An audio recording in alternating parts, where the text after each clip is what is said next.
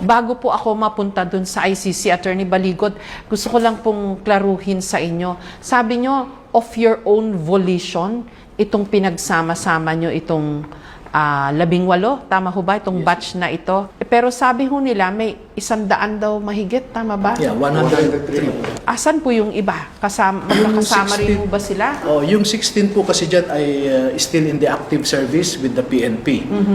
And a good number also are still in the active service with the Philippine Coast Guard. Okay. No, so ayoko po silang istorbohin dahil baka matanggal sila. Sila ang naglalagay sa sasakyan, sila rin ang nag-e-escort. Pagdating sa kanilang destination, sila rin ang nagbubuhat. Alam nila na ito, dalhin nyo ito sa opisina ni Sunny Trillanes sa ganitong lugar sa Quezon City. No? Actually, kasama po niya si Sunny Trillanes sa Magdalo. Nakulong ito, kasama ni Sunny Trillanes. Parang namumukhaan nga kita eh. Oo, si Manalansan, no? Si Walter. Oo, so nakasama niya sa kulungan si Sunny Trillanes at palagay ko kilala niya ang pagkatao rin ni Sunny Trillanes.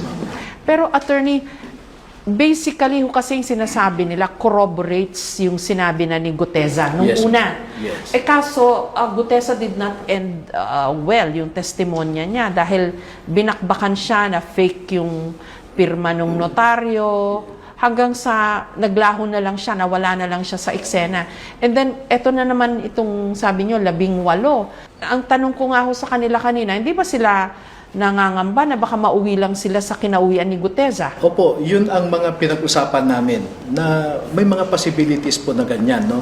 Pero mas tumimbang sa kanila yung sabi nga nila, Attorney, baka ito na yung huling laban na papasukan din namin.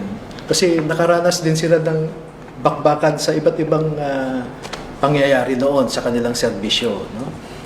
Pero sa ngayon ay gusto naming magpakasundalo para sa Pilipino. Pero tama ho ba yung sinabi nyo sa akin kanina na may threat kasi? May nag-threaten sa kanila ng text? Oo, sunod-sunod po yan na text at saka tawag din. So kung walang threat, hindi kayo lalabas? Tama ba yun? Lalabas pa rin. Lalabas pa rin.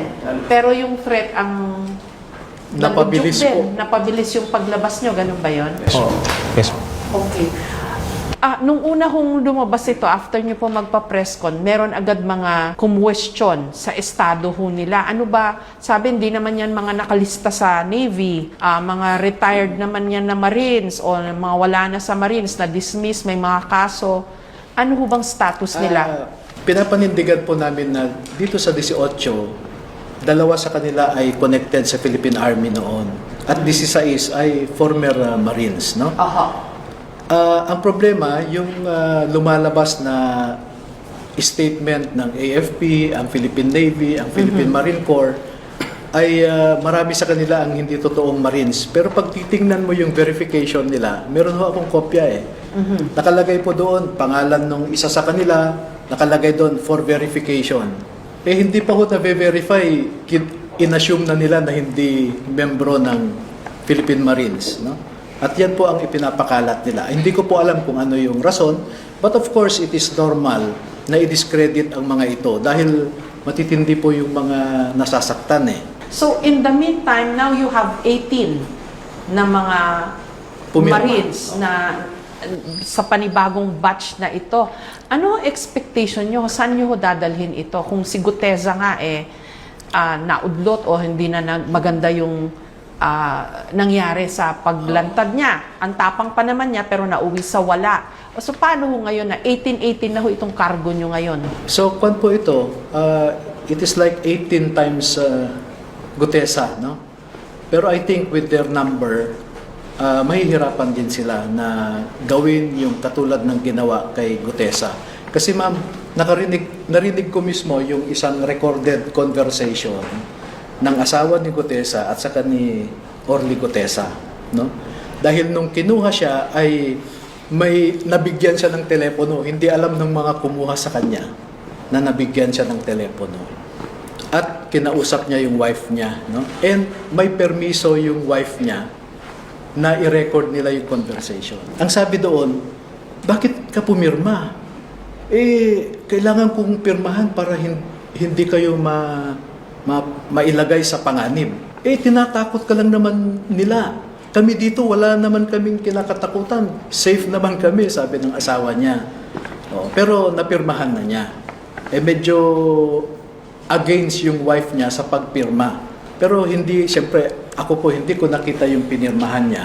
Pero based on information, sinabi niya doon na pinilit lamang siya ni Mike Defensor at saka ni Senator Marcoleta na magsalita sa Senado at ipapirma yung affidavit niya. At sinasabi niya doon na wala siyang nalalaman tungkol sa pagde-deliver ng basura. Kaya po nilagay namin sa affidavit na yan yung isang litrato na nandoon si Sergeant Gutesa na kasama itong mga basura na sinasabi nila. So, hindi nyo kasama ngayon si Gutesa Hindi po. sa paglantad po nitong 18? Hindi po. Hindi namin alam kung nasaan siya. Si Marco